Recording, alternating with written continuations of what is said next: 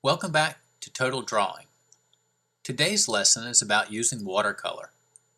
We're going to paint a watercolor landscape, specifically a mountain in North Carolina called Pilot Mountain that has a large knob of stone on top. When I paint with watercolor, I want my artwork to stay pretty loose, so I don't like to do too much drawing with a pencil beforehand. As you can see, I've already painted in the sky blue. Don't worry, you haven't missed anything. We're going to treat the ground the same way we've done the sky.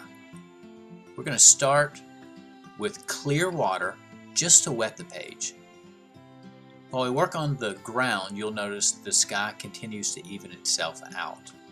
As long as the paper is wet or damp, your strokes will bleed or blend in with one another so that you don't have any strong strokes. When we paint with watercolor, we usually work from lighter values and colors to darker values and colors. Now, I have a photograph that I'm using, but I don't want to copy the photograph. I want the ground to be fall colors, yellow, reds, oranges, just touches of green and blue. So I'm going to go ahead and drop in all this yellow onto my wet paper so that I've toned the ground a warm color, a fall color, but again there's no definitive sharp strokes. While the sky is still wet, I'm going to go ahead and put a strong stroke of blue across the top. Skies are usually darker up high and become lighter and less colorful as we move down towards the horizon. So I want to just go ahead and add a darker value at the top, and we'll just let that bleed down and fade out a little bit into the lighter blue that's already on the page. When you work with watercolor, you're working with the drying time of the water. Sometimes, like right now, I want to paint into wet paper so that my stroke bleeds out. And other times we need to stop and wait for our paper to dry so that our strokes can remain sharp and crisp. And that's kind of where we're at now. I know the ground is made of trees, it's full of texture, and texture is created by light and dark marks or light and dark passages, small and really close together. So I'm putting some really small yellow or yellowish orange marks on my mountain.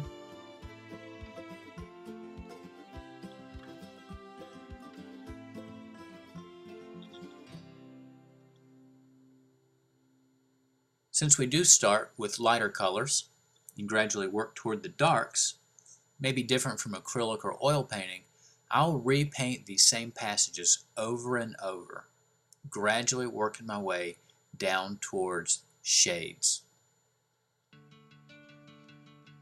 Starting with yellow, orange, and eventually red-orange, and we'll finally add red in, which is our darker, warm color. Now, the sky that I painted before was not actually all sky.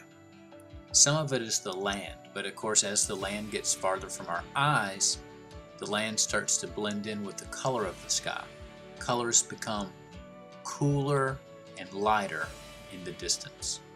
So I'm attempting to separate what's going to be the flatter land around this little mountain, the Piedmont of North Carolina. I want to separate that from the sky with a horizon line. And on top of our knob, on top of the stone that is the peak of this mountain, are more trees. I'm going to use this yellow or yellow-orange color to go ahead and start finding the shadows on the rock. Of course, the rock is kind of grayish, and we can make that gray by mixing complementary colors together or by mixing warm and cool colors together. So I don't mind starting with yellow on my rock because a layer of blue or purple over top of that yellow will neutralize it. When we work with watercolor, we can mix our colors on a palette, sure, but we can also mix them by layering them in our artwork. So if you want something to look orange, paint it yellow. then paint it again with red, and you'll end up with the orange that you're looking for. Maybe more unique than just using the orange right out of the tube. Alright, I'm trying to just create a little bit of a difference between two different depths with regards to the land below the sky. So I've got a darker blue and then a slightly fainter blue and then the sky. Now here we're still in the beginning stages of this painting, and I've chosen to continue to work with small marks. Here I'm using more of an orange or red orange, and my squiggly marks are a little larger at the bottom of the page where the ground would be closer to me than they are up near the middle of the page, closer to the rock that is the top of our mountain. Smaller marks help create depth in our artwork. The larger the marks are, the closer they appear, just because larger things look larger when they're closer. Now the truth is, after I've painted up to this point, I realized I'm a little bit dissatisfied with the types of marks that I'm using. So I'm going to just go ahead and add a little bit of blue across the shadows on my rock. You can see they look a little bit green because blue and yellow do make green. And I think I'm going to use a little bit of that color on my ground, you know, even in the fall. Even when the trees are orange and golden and yellow and red, there's still going to be some cool colors down there. Maybe not all the trees have just changed over yet. There's always those hangers-on that want to stay green.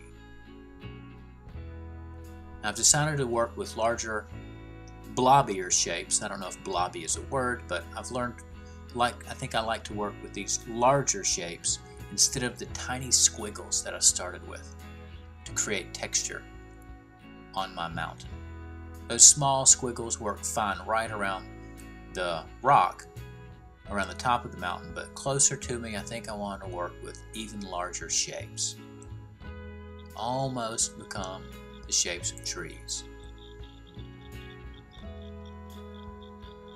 I just want to create a bigger difference between the foreground, which are the trees at the very bottom of our page, the middle ground, which is the top of our mountain, and then of course there's the smooth background that has little to no texture, which helps it to feel even farther away.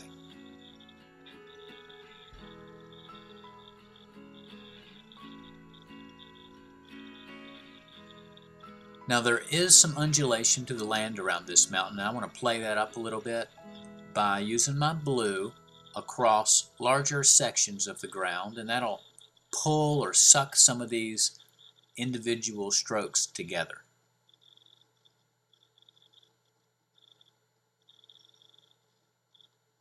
I waited a little bit for what I had previously done to dry because I want to go in with another round of brighter red-orange, a little bit more intense, and I don't want that bright red-orange to mix with the blue that I used for the shadow. So that was again an example, an instance of when I needed to walk away and wait for underlayers to dry.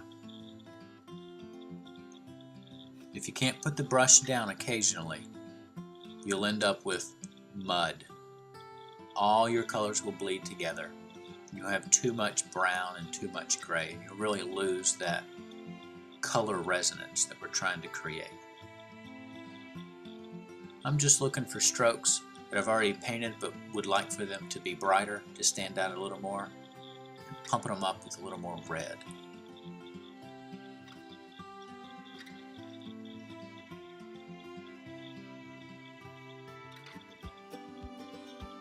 I think I've painted across the shadows on our rock 4 or 5 times now.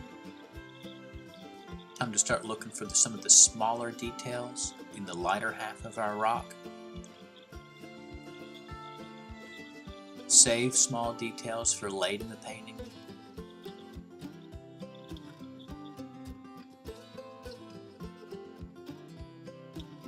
So this painting is a great example of how you can use a photograph without abusing the photograph. We're not in the business necessarily of copying photographs. If the photograph itself was the ultimate goal, well, we already had that. We had the photograph, but I want to improve on this photograph. There's where the art lies. By working with nature, but working with our own sensibility about aesthetics and what looks good, what's pleasing. And for me, I prefer complementary color schemes over analogous color schemes. Let's break those words down a little bit in case they're new to you.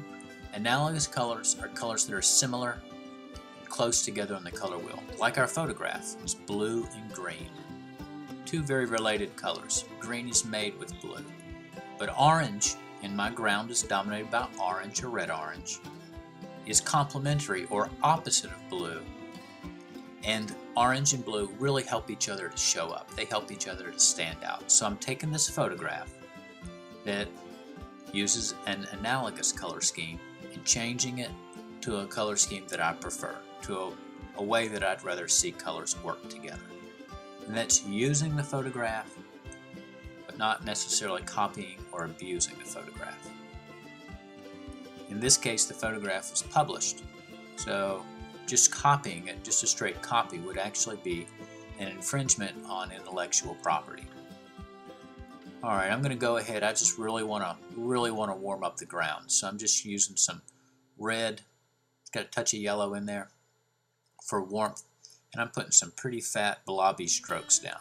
You can get pretty tight in the late stages of a watercolor painting, and I still want my watercolor to have a fresh, loose feel.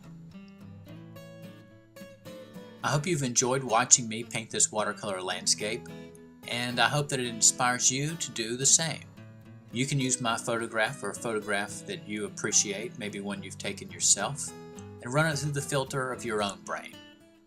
Thanks for watching. TotalDrawing.com